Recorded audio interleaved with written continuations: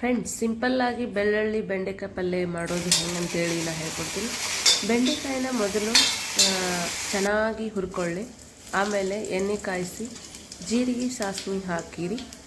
ನಂತರ ಅದಕ್ಕೆ ಜಜ್ಜಿ ಇಟ್ಟಿರುವಂತಹ ಬೆಳ್ಳುಳ್ಳಿಯನ್ನು ಹಾಕ್ಕೊಂಡು ಚೆನ್ನಾಗಿ ಫ್ರೈ ಮಾಡಿ, ನಂತರ ಅದಕ್ಕೆ ಉಳ್ಳಾಗಡ್ಡಿಯನ್ನು ಹಾಕಿರಿ. ಉಳ್ಳಾಗಡ್ಡಿ ಹಾಕಿನಿ ಅದನ್ನು ಚೆನ್ನಾಗಿ ಫ್ರೈ ಮಾಡ್ಕೊಳ್ರಿ. ಫ್ರೈ ಮಾಡ್ಕೊಂಡಿದ್ದ ನಂತರ ಬೆಂಡೆಕಾಯಿ ಇರುತ್ತಲ್ವ, ಹುರಿದು ಇಟ್ಕೊಂಡಿರ್ತೀವಲ್ವ, ಅದಕ್ಕೆ ಬೆಂಡೆಕಾಯಿನ ಹಾಕಿರಿ.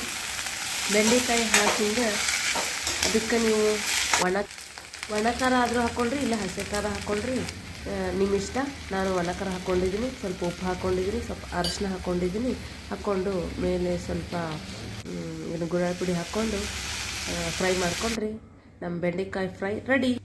ಬೆಳ್ಳುಳ್ಳಿ ಬೆಂಡೆಕಾಯಿ ಪಲ್ಯ ರೆಡಿ.